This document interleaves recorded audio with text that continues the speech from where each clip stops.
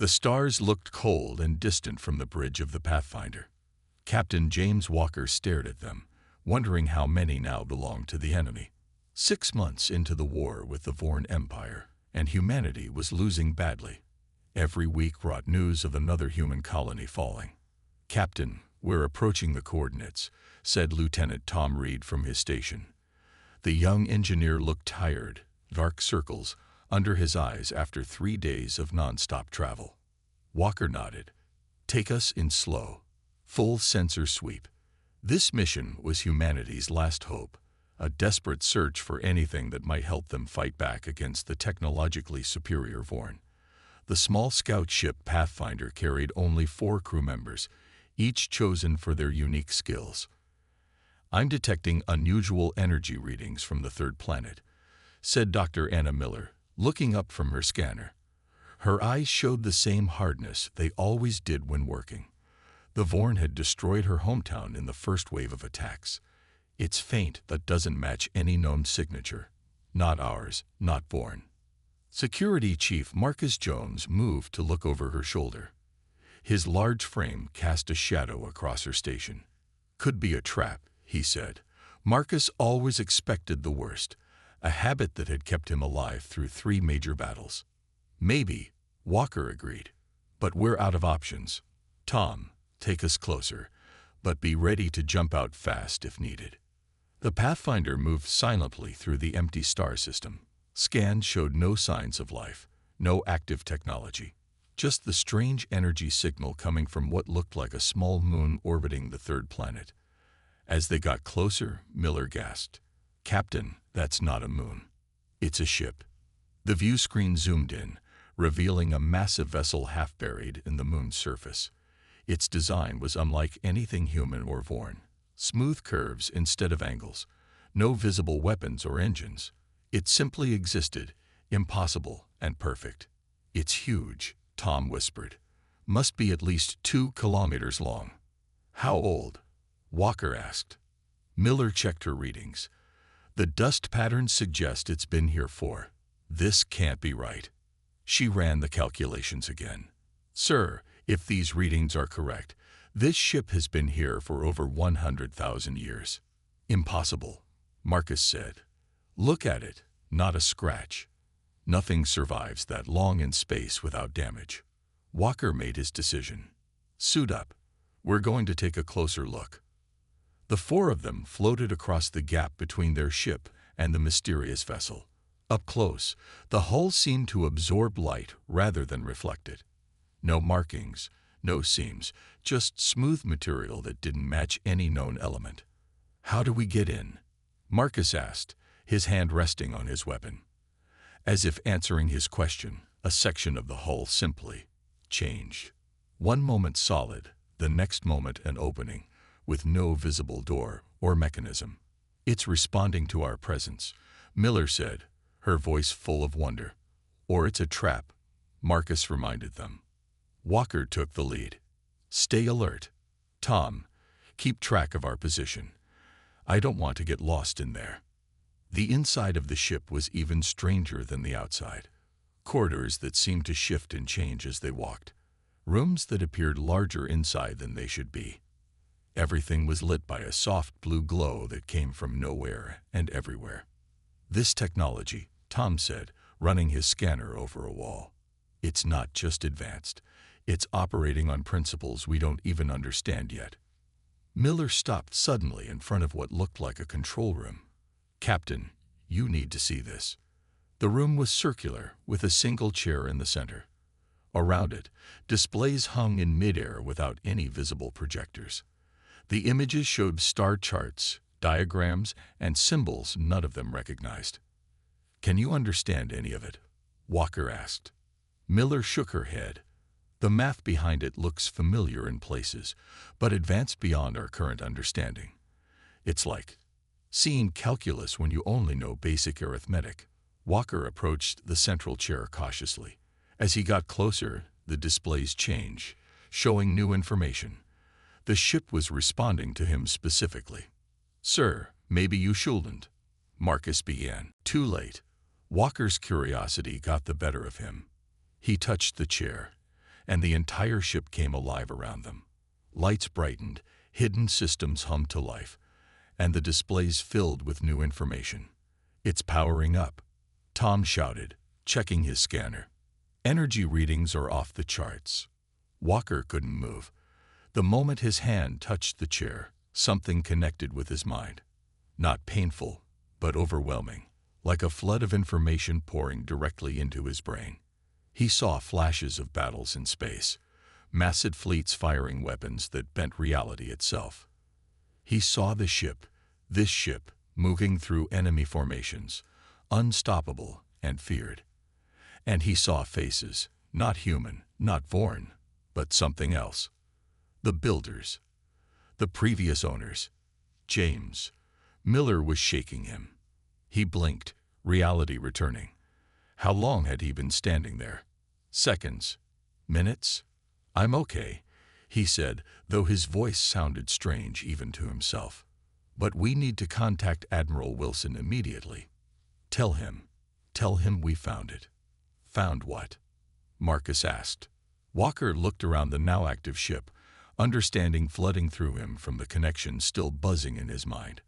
"The Nemesis," he said, the name coming to him from somewhere deep in the ship's memory. "A warship built to fight the ancestors of the Vorn. And it just woke up." Miller looked at her scanner, her eyes wide. "Captain, the ship is changing its internal structure. It's adapting to human physiology." "Can we control it?" Tom asked. "Fly it back to base."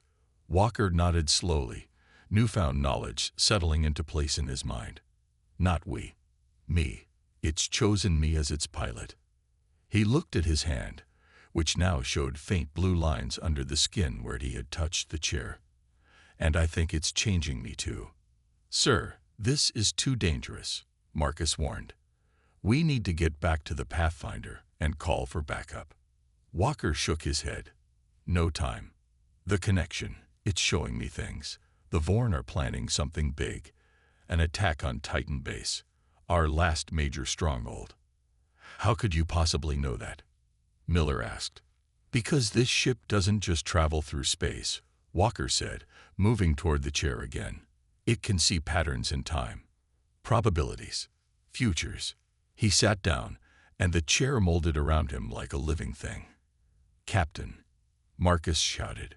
But Walker was already bonding with the ship, his mind expanding as the Nemesis accepted him. The ancient vessel that had waited 100,000 years for a new pilot had found one at last. Through the growing connection, Walker spoke words that weren't entirely his own. "Humanity now has a fighting chance." Outside, on the surface of the small moon, the massive ship began to rise, shedding centuries of dust as it prepared for war once again. The massive ship moved through space with impossible grace. Inside the control room, Captain James Walker sat in the pilot's chair, his eyes closed as information flowed directly into his mind. "This is incredible," Dr. Miller said, watching displays appear and disappear around them. "The ship is reconfiguring its internal systems to match human biology." Tom Reed moved from panel to panel, trying to understand the technology. "It's like nothing I've ever seen. No visible engines, yet we're moving faster than our fastest ships." "I don't trust it," Marcus Jones said, his hand never far from his weapon. "Nothing's this perfect without a cost." Walker opened his eyes. They glowed slightly blue, matching the ship's interior lighting.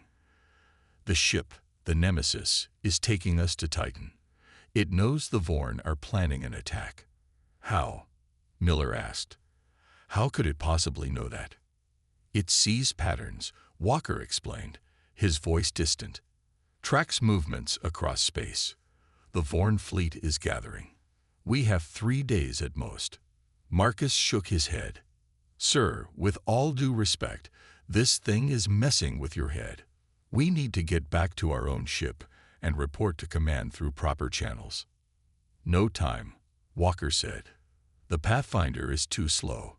Nemesis has already brought it aboard in a holding bay. We go directly to Titan." The others exchanged worried glances. Their captain was different now, more distant, but also more certain. "James, Miller said gently, using his first name. "What's happening to you?" Walker looked at his hands. Blue lines had spread further under his skin, creating patterns like circuits. "The ship is connecting with me, sharing knowledge. The race that built this, they called themselves the predecessors. They fought the ancestors of the Vorn thousands of years ago." "And won?" Tom asked. "Yes," Walker nodded. "But the cost was high. This ship, it's one of 7 super warships they created. The last resort." Marcus stepped closer to the captain's chair. "Sir, if what you're saying is true, we need to get this ship to Earth military now. This could change everything." Walker nodded slowly. "That's where we're going. Titan base first, to stop the immediate attack. Then Earth." Admiral Wilson didn't believe the initial reports. A giant alien ship approaching Titan base. Impossible. But when the Nemesis appeared in orbit, visible to everyone on the base, he had no choice. "Captain Walker," Wilson said, meeting them in a secure room after they landed in a shuttle. "You look different." Walker's skin now had visible blue lines running across it, and his eyes had a permanent blue glow. "The ship has changed me, sir. We bonded." Wilson looked uncomfortable. "Our scientists need to examine this vessel immediately. If what you say is true about an incoming Vorn attack." "It is," Walker interrupted. 2 days from now. Their main fleet." Wilson turned to the other crew members. "And the rest of you, are you changed too?" Miller shook her head. "No, Admiral.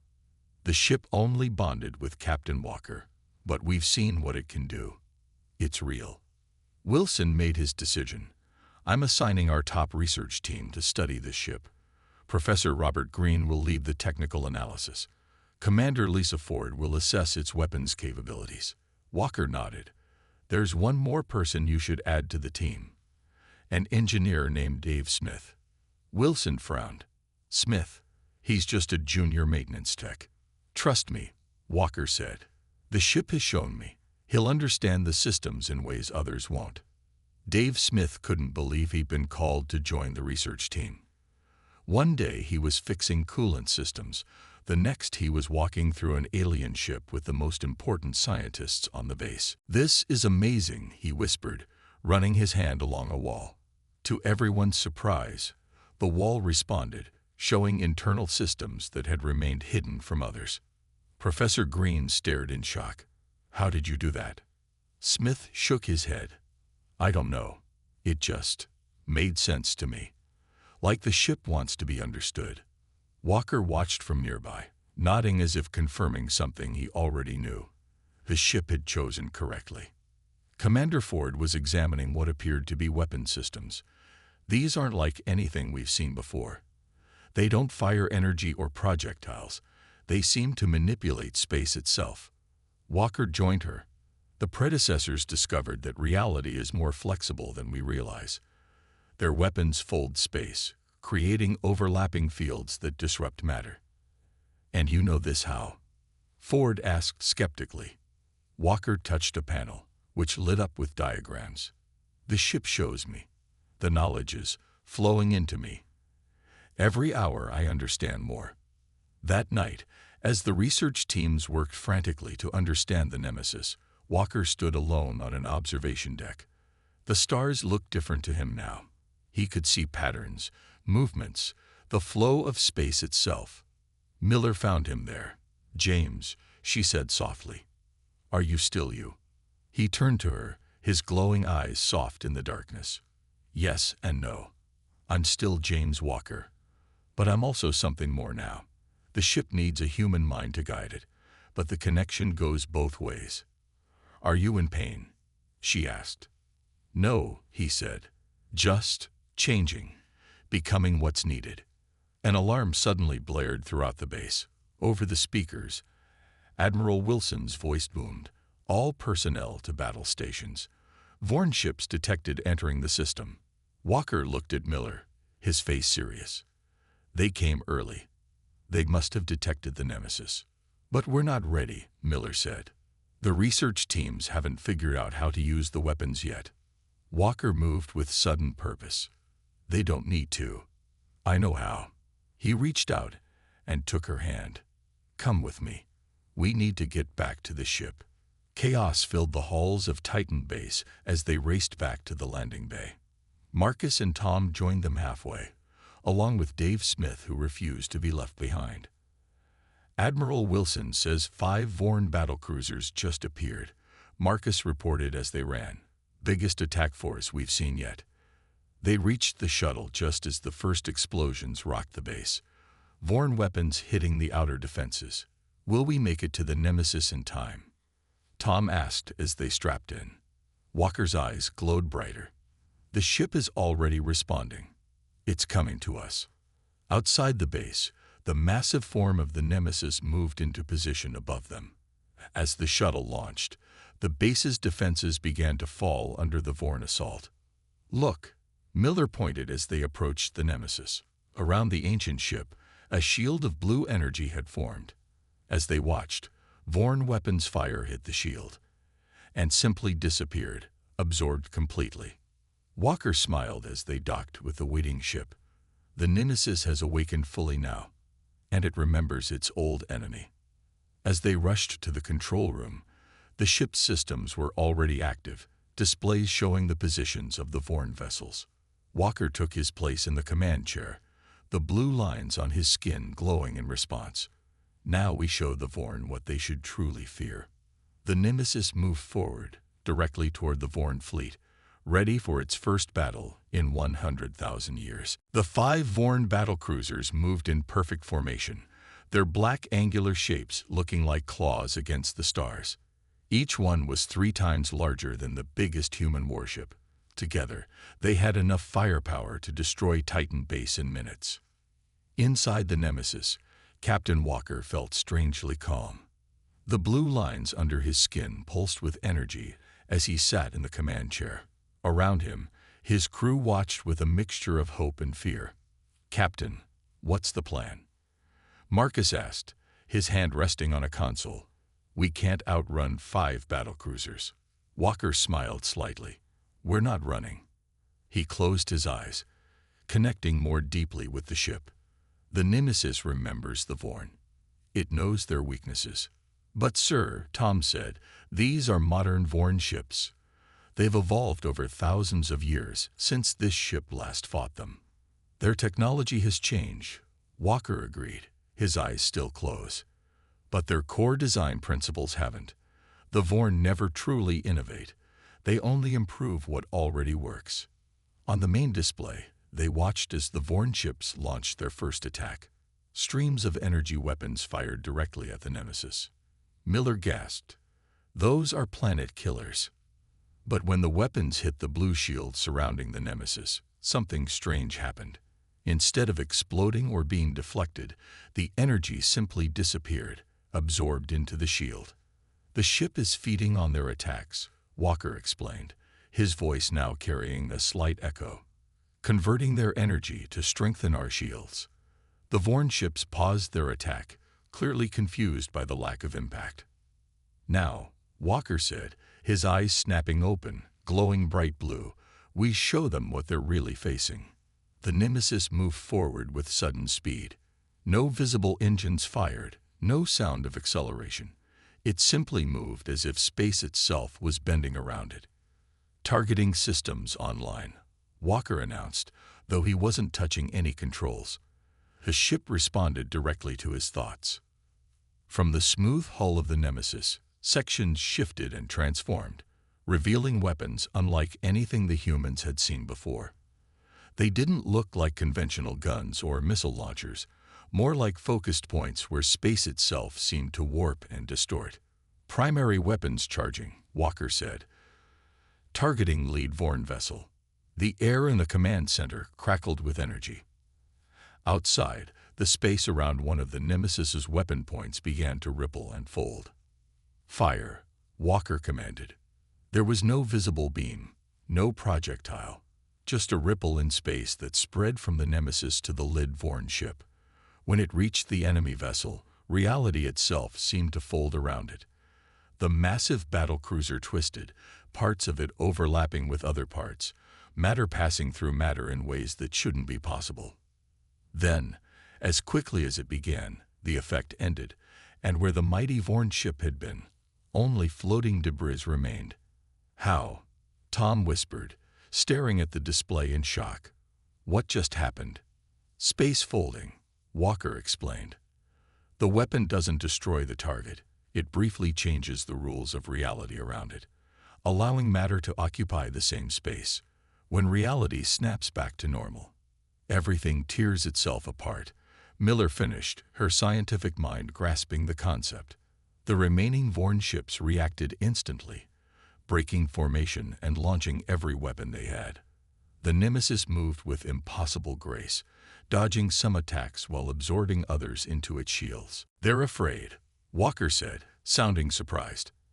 "I can feel it through the ship's sensors. The Vorn, they recognize this ship somehow." "How could they?" Marcus asked.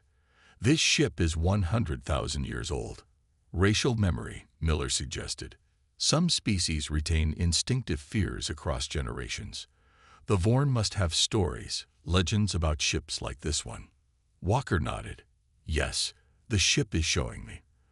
The Vorn have stories of the 7 nightmares, ships that could not be destroyed, that bent reality itself. The ancestors of these Vorn fled from them long ago. And now their nightmare has returned," Tom said. Walker targeted the next Vorn vessel.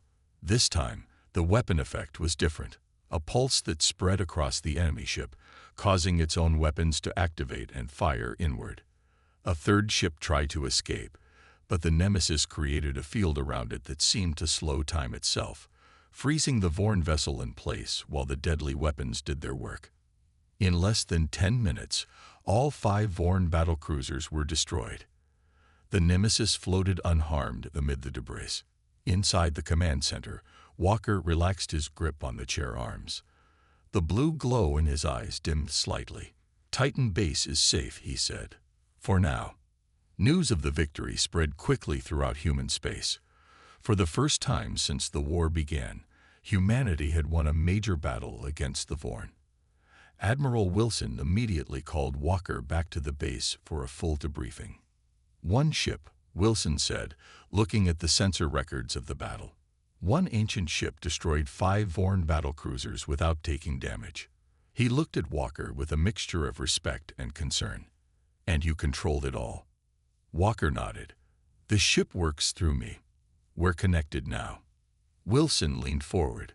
"Captain, our scientists want to study this connection. They believe we might be able to replicate it, create interfaces for our own ships based on the same technology." "That won't work," Walker said firmly. "The Nemesis isn't just technology. It's partly alive, partly sentient. The connection is biological, not just mechanical." Wilson frowned. "Are you refusing a direct order, Captain?" Walker's eyes glowed brighter for a moment. "I'm telling you what's possible and what isn't. The Nemesis chose me. It won't accept being taken apart or studied in ways that might damage it." As if to emphasize his point, the lights in the room flickered. Outside, visible through the window, the massive form of the Nemesis shifted slightly in orbit. Wilson paled. "Is it listening to us?" "Always," Walker said simply. "It's protective." Miller, who had been silent until now, stepped forward. "Admiral, I've been studying the data the ship has shared with Captain Walker. There's something you need to know." "What?" Wilson asked. "The Nemesis isn't unique," she said. "It's one of 7 ships created by the predecessors, 7 super warships designed specifically to counter foreign technology." Walker nodded. "And the ship has shown me where the others might be found. Still dormant, waiting for pilots." Wilson's eyes widened as he realized the implications. 7 ships like this one could end the war, Walker finished. Not just win battles, but end the threat completely. Wilson stood up, his decision made. "I'm calling an emergency meeting of Earth Command. Captain, you and your crew will present this information directly to them." As they left the room, Miller moved closer to Walker. "James," she said quietly, "there's something you're not telling the Admiral. isn't there? Walker looked at her, his glowing eyes sad. Yes, the ship has been showing me more about its creators, the predecessors. They didn't just disappear after defeating the ancient foreign. What happened to them? The bonding process, Walker said, touching the blue lines on his skin. It changes the pilot over time, makes them something more than human. He looked away. The predecessors didn't die out. They evolved into something else entirely. And that's happening to you too? Miller asked, her voice concerned. Walker nodded slowly. Yes. But right now, humanity needs the Nemesis and its weapons. That's more important than what happens to me. As they walked toward the waiting shuttle, Walker could feel the Nemesis in orbit above them, watchful, powerful, and ancient beyond human understanding. The meeting room on Earth's last secure military base was filled with the highest-ranking officers left in the human forces. All eyes were on Captain Walker as he stood before them, the blue lines under his skin glowing softly in the dim light. 7 ships, General Harris said, his voice echoing in the quiet room. You're telling us there are 6 more ships like the Nemesis out there? Walker nodded. Yes, General. The predecessors built 7 super warships to fight the ancient foreign. After their victory, they hid the ships throughout different star systems. Admiral Wilson, who had traveled from Titan with Walker, stood up. We've all seen the footage. 1 ship destroyed 5 Vorn battlecruisers without taking damage. Imagine what we could do with 7. If they exist, said General Ross, always the skeptic. And if we can find them. And if they still work after 100,000 years. Walker touched a control panel, and a star map appeared above the table. 6 points of light pulsed on the map. These are the locations, Walker said. The Nemesis has shown them to me. And yes, the ships will still work. They were designed to survive for millions of years if necessary. How do we activate them? Asked Admiral Wilson. Do they all need pilots like you? Walker nodded, the blue lines on his face pulsing slightly. Yes, the ships bond with their pilots. It's the only way they can be fully controlled. And the changes you've experienced? General Harris asked, gesturing to Walker's altered appearance. Will that happen to all the pilots? Walker hesitated before answering. Yes, the bonding process changes the pilot physically. It's necessary for full control of the ships. Dr. Miller, standing beside Walker, spoke up. Our tests show that not everyone is compatible with the neural interface. We need people with specific brain patterns. We've identified 6 potential pilots from across our remaining forces, Walker added. People the Nemesis believes will be compatible with the other ships. General Harris looked troubled. And these people, have they volunteered for this transformation? They will, Walker said confidently, when they understand what's at stake. 2 days later, 6 teams were assembled. Each team was led by one of the potential pilots, along with a small crew of specialists. Captain Walker briefed them in the hangar bay of the Nemesis, which now orbited Earth. Each team will take a scout ship to one of the coordinates, Walker explained.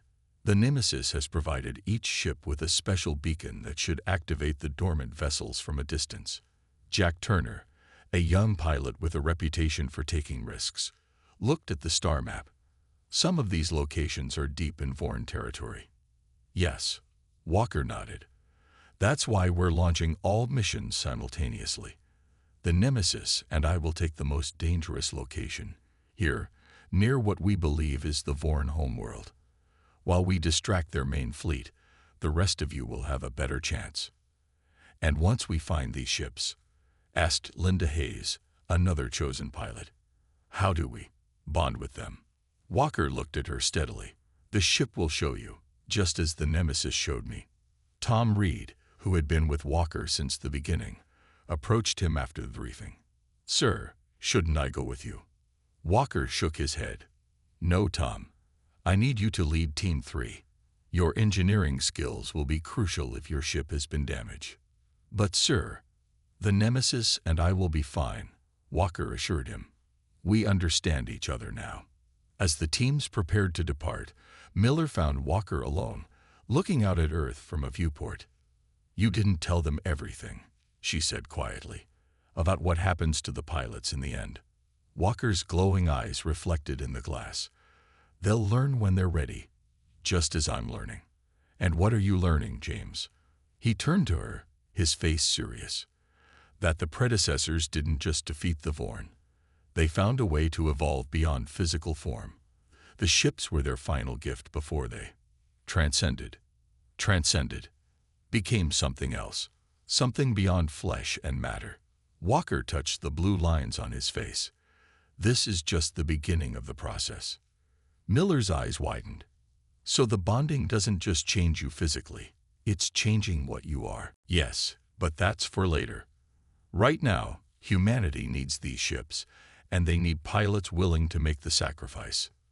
The 6 teams launched the next day, each heading to a different corner of space. Walker and the Nemesis took the most direct route, straight toward Vorn territory. As predicted, the Vorn detected the Nemesis almost immediately.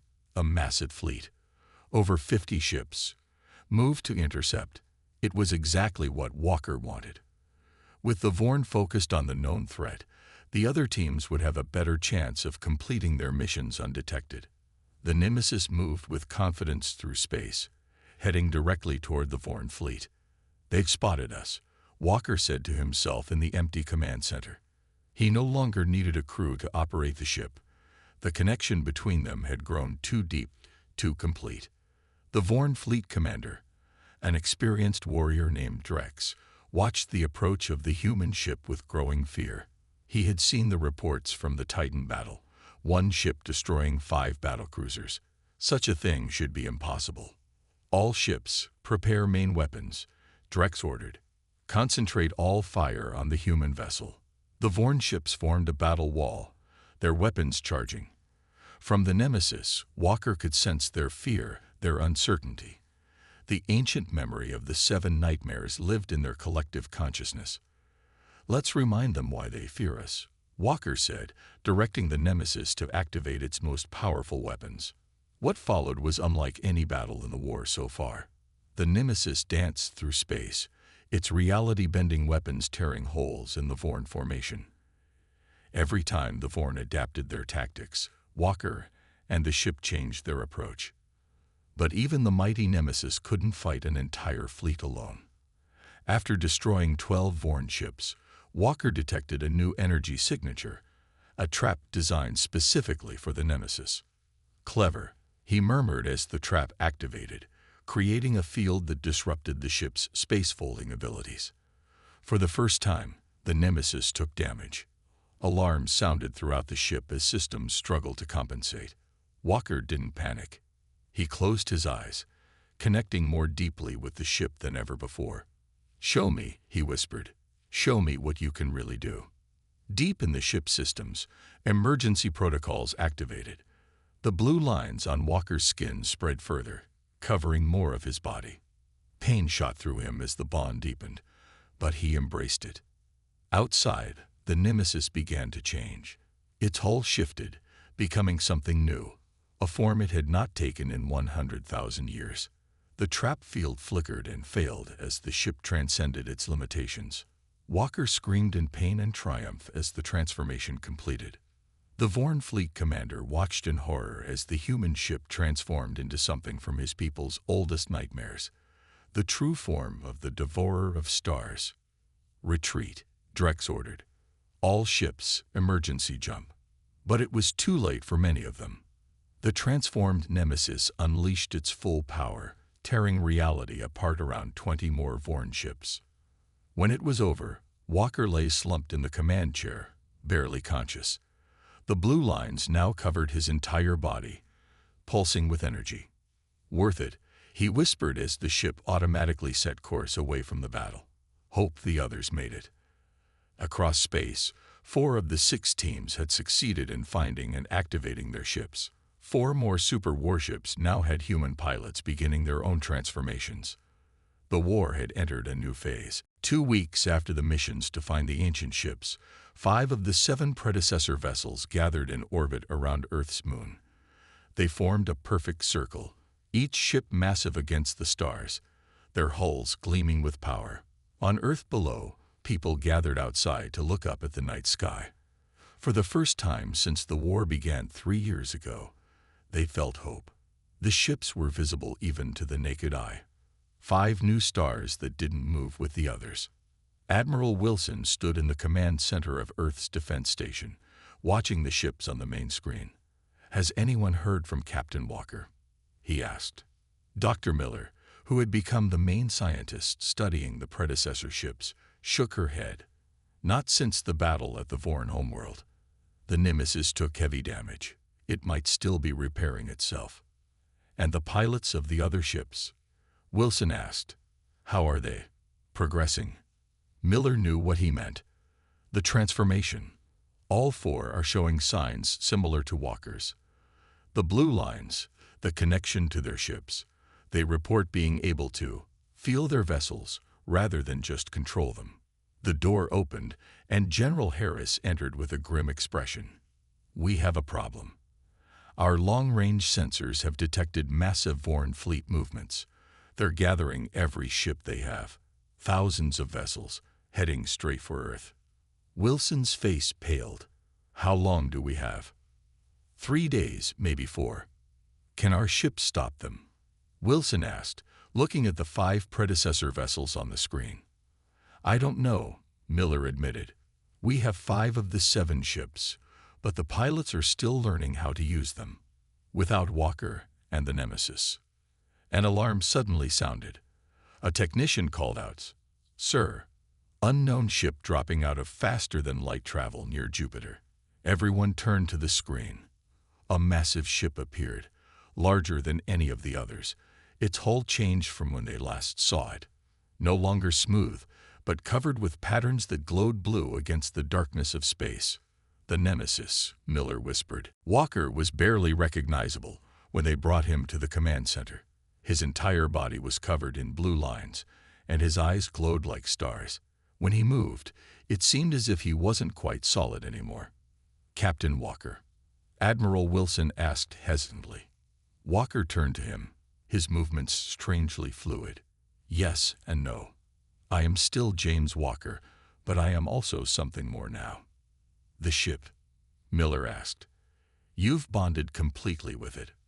Walker nodded. "The battle near the Vorn homeworld damaged us badly. To survive, we had to complete the transformation earlier than expected." He looked at the display showing the approaching Vorn fleet. "But we are ready now. And we bring knowledge." "What knowledge?" General Harris asked. "The true purpose of the 7, Walker said. "They were never meant to be just weapons of war. The predecessors built them as tools of transformation, both for themselves and for their enemies." Miller's scientific mind raced ahead. "You mean they can affect the Vorn somehow, beyond just destroying them?" "Yes. When all 7 ships unite, they can create a field that rewrites the aggressive programming in Vorn genetics, the same modification the predecessors used to end their ancient war." Wilson looked skeptical. "You mean to tell me these ships can change the Vorn's basic nature? Make them peaceful?" "Not peaceful," Walker corrected. "Just free to choose. The Vorn are trapped by their genetic programming, forced to conquer, to destroy. The predecessors found a way to free them from that compulsion."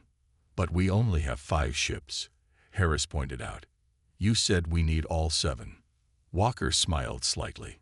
"The 6th ship is on its way. Linda Hayes found it near the edge of our galaxy. And the 7th, he paused. "The 7th was never lost. It's hidden inside the Nemesis itself, a ship within a ship, waiting for the right moment." The next 3 days were a blur of preparation. The 5 predecessor ships moved into formation around Earth, ready to make their stand.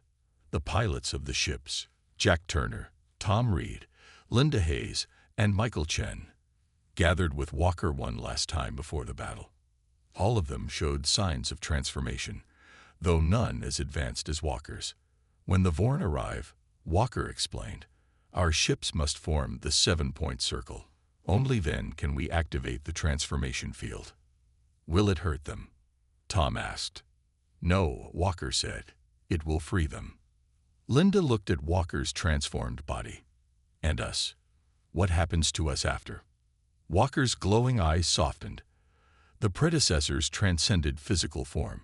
They became energy, consciousness without bodies. That is the final stage of our bonding with the ships.